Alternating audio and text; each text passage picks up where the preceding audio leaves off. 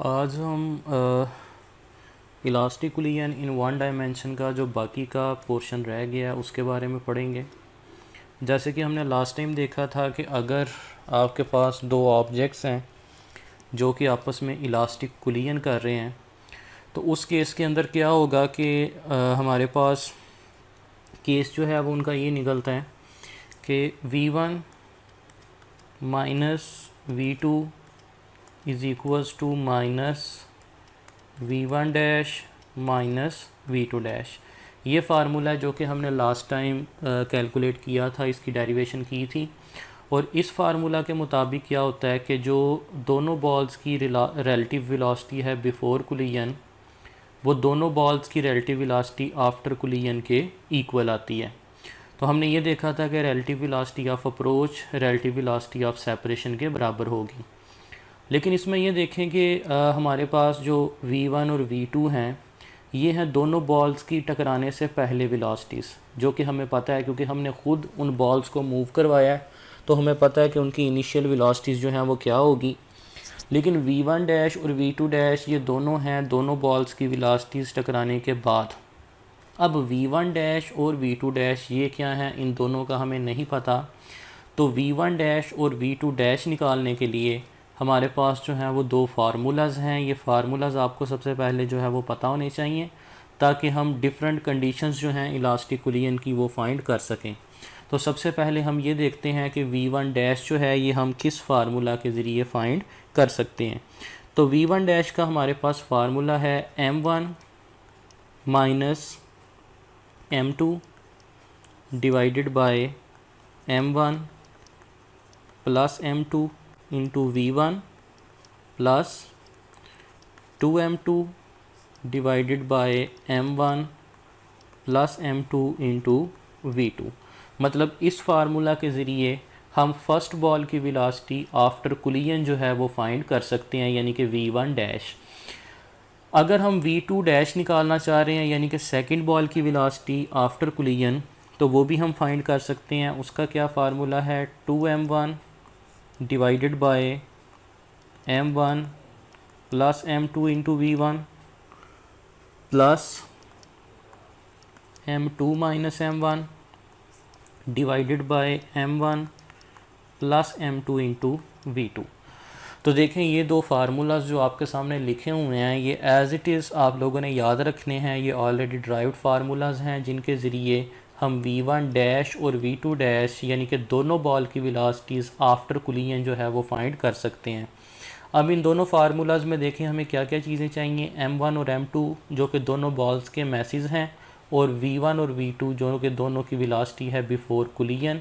तो मतलब ये चार चीज़ें अगर हमारे पास हैं तो हम v1 डैश और v2 डैश यानी कि उन दोनों बॉल्स की वेलोसिटीज़ आफ्टर कोलिजन फाइंड कर सकते हैं।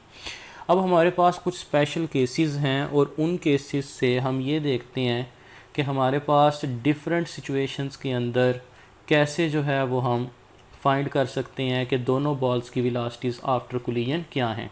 तो सबसे पहले है हमारे पास केस नंबर 1। केस नंबर 1 क्या है कि when m1 is equal to m2। फ़र्ज़ करें कि हमारे पास दो बॉल्स हैं, एक का मैस m1 है और दूसरी बॉल का मैस m2 है, और ये दोनों आपस में टकराती हैं और टकराने के बाद इन दोनों की वेलोसिटीज़ क्या होंगी, यानी कि v1 डैश क्या होगी और v2 डैश क्या होगी, ये हमने फाइंड करनी है। और कंडीशन आपके पास ये है कि दोनों का मैस एक दूसरे के बराबर है। अब देखें अगर दोनों का मैस एक दूसरे के बराबर है तो हम इन दोनों में से किसी को भी जो है वो एक दूसरे के इक्वल पुट कर सकते हैं। तो सबसे पहले हम यहाँ पे फार्मूला यूज़ कर सकते हैं m1 का फार्मूला v1 डैश का फार्मूला यूज़ करके हम v1 डैश निकालेंगे और फिर v2 डैश का फार्मूला फाइंड करके हम v2 डैश निकालेंगे। तो सबसे पहले हम निकालते हैं v1 डैश का हमारे पास फार्मूला था m1 minus m2 divided by m1 plus m2 into v1 plus 2m2 divided by m1 plus m2 into v2। अब ये वही फार्मूला है जो कि अभी हमने थोड़ी देर पहले देखा। इसमें हमने क्या करना है कि हमने ये वाली कंडीशन पुट करनी है। और ये कंडीशन हम कैसे पुट करेंगे, जहाँ जहाँ पे आपको m1 नज़र आ रहा है वहाँ वहाँ पे आप सिंपली m2 पुट कर देंगे, या फिर m2 की जगह पे m1, मतलब दोनों में से किसी भी एक जगह पे आप जो है वो दूसरे की वैल्यू पुट कर सकते हैं। तो ये आ जाएगा m1 minus m1 divided by m1 plus m1। देखिए मैंने m2 की जगह पे m1 पुट किया है। v1 plus 2m1 divided by m1 plus m1 into v2। तो m2 ख़त्म हो गया, जहाँ जहाँ पे m2 आ रहा था वहाँ वहाँ पे आपने m1 पुट कर दिया। अब यहाँ पे देखें कि नेक्स्ट हम क्या करेंगे, m1 से कैंसिल हो गया तो ये आ गया 0v1। यहाँ पे आ जाएगा plus 2m1 divided by m1 plus m1 बन जाएगा 2m1 इंटू v2।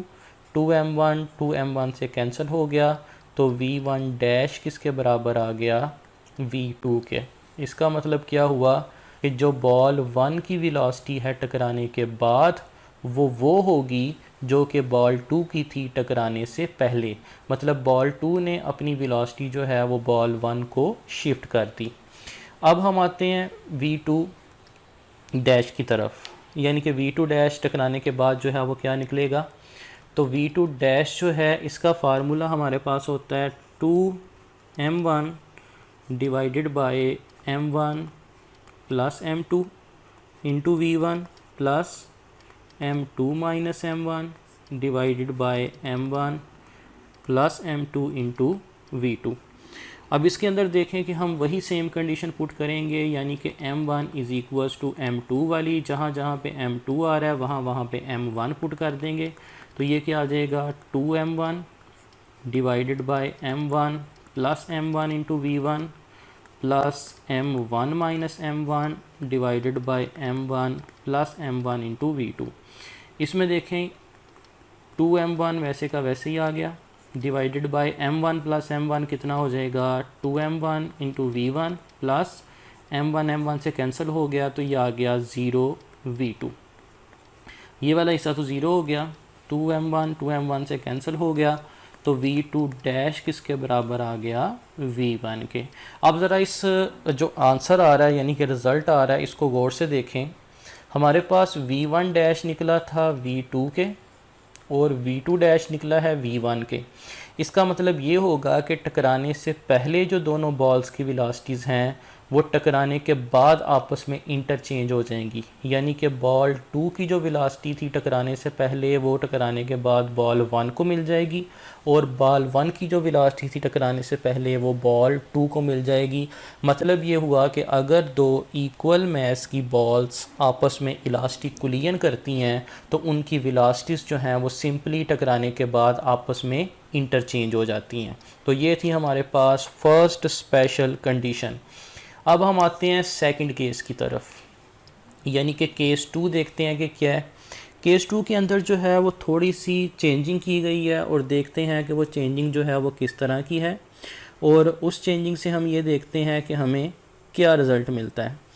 तो सेकंड केस जो आपको गिवन है वो ये है कि let's say when m1 is equals to m2, यानी कि ये फर्स्ट केस की तरह से जो है वो सेम केस है, लेकिन चेंजिंग इसमें क्या है कि v2 जो है वो ज़ीरो है, यानी कि बॉल 2 जो है वो किस हालत में है, रेस्ट की हालत में। ये कुछ ऐसे होगा कि हमारे पास एक बॉल है जिसका मास m1 है, ये जाके टकरा रही है एक ऐसी बॉल से जिसका मास m2 है, और m1 की वेलोसिटी है v1 लेकिन m2 की वेलोसिटी क्या है 0। पहले दोनों बॉल्स मूव कर रही थी, अब देखें एक बॉल मूव कर रही है और दूसरी रेस्ट की हालत में है।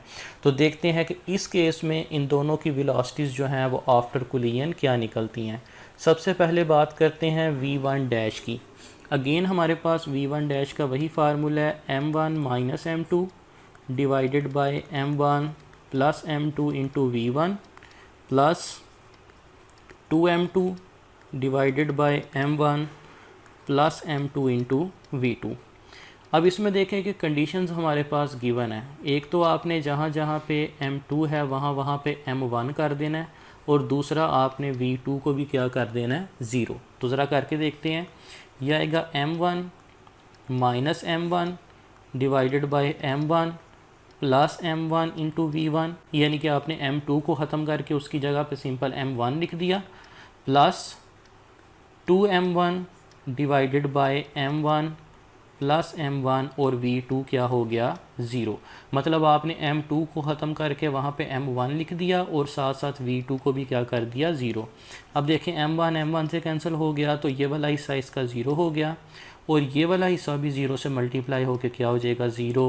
तो इसका मतलब है कि v1 डैश जो है वो हमारे पास क्या निकल आया 0। मतलब जो बॉल पहले मूव कर रही थी टकराने के बाद जो है वो बॉल किस हालत में आ जाएगी, रेस्ट की हालत में। अब देखते हैं कि जो बॉल पहले रेस्ट की हालत में थी यानी कि v2, उसकी ऊपर वेलोसिटी के ऊपर क्या असर पड़ेगा। तो v2 डैश हमारे पास फार्मूला है 2m1 divided by m1 plus m2 into v1 plus m2 minus m1 divided by m1 plus m2 into v2। इसमें भी हम सेम वही कंडीशंस अप्लाई करेंगे, यानी कि m1 is equals to m2 और v2 को क्या कर देंगे 0। तो यहाँ पे जो है वो हम सेम वही कंडीशन यूज़ करते हैं। यह आ जाएगा 2m1 divided by m1 plus m1, m2 की जगह पे हमने m1 पुट कर दिया into v1 plus m1 minus m1 divided by m1 plus m1 और v2 की जगह पे क्या हो गया 0। अब देखें ये आ गया 2m1 divided by m1 plus m1 क्या हो जाएगा 2m1 into v1 plus m1 से कैंसिल हो गया तो ये वाला सारा हिस्सा क्या हो गया 0। 2m1 से कैंसिल हो गया तो v2 डैश किसके बराबर आ गया v1 के। तो देखें ये हमें दोनों रिज़ल्ट्स जो हैं वो क्या बताते हैं। v1 डैश जो है वो निकल आया था 0 और v2 डैश क्या निकल आया है v1 के बराबर। तो ये रिज़ल्ट्स जो हैं ये हमें कुछ ऐसे बता रहे हैं कि फ़र्ज़ करें कि हमारे पास दो बॉल्स हैं, एक m1 है जो कि इनिशियली v1 वेलोसिटी से मूव कर रही है और ये जाके टकराती है एक ऐसी बॉल से जो कि रेस्ट की हालत में है। तो क्या होगा कि इन दोनों के टकराव के बाद जो m1 है ये ख़ुद रेस्ट की हालत में आ जाएगी, लेकिन ये अपनी सारी की सारी वेलोसिटी जो है वो किसको शिफ्ट कर देगी, बॉल 2 को। तो इसका मतलब ये हुआ कि ये जाके जो है वो टकराएगी इस बॉल से, टकराने के बाद ये ख़ुद जो है वो रेस्ट की हालत में आ जाएगी और अपनी सारी वेलोसिटी जो है ये किसको शिफ्ट कर देगी, सेकंड बॉल को जो कि पहले रेस्ट की हालत में थी। इसीलिए टकराने के बाद बॉल 1 की वेलोसिटी 0 हो गई, लेकिन बॉल 2 की वेलोसिटी टकराने के बाद किसके बराबर है, जो कि टकराने से पहले बॉल 1 की थी। तो ये है जी हमारे पास पहले दो स्पेशल केसेस। और इसकी जो आपके पास एग्ज़ाम्पल है ये बहुत ही सिंपल सी एक एग्ज़ाम्पल है। आप लोगों ने गेम देखी होगी स्नूकर की, उसके अंदर आपने देखा होगा कि टेबल के ऊपर डिफरेंट जो हैं वो बॉल्स होती हैं, उन तमाम बॉल्स का मैस जो है वो सेम होता है। जैसे कि हमें यहाँ पे कंडीशन में गिवन है कि बॉल जो का मैस जो है वो सेम है। एक बॉल रेस्ट की हालत में पड़ी होती है और दूसरी बॉल को आप स्टिक के साथ मारते हैं।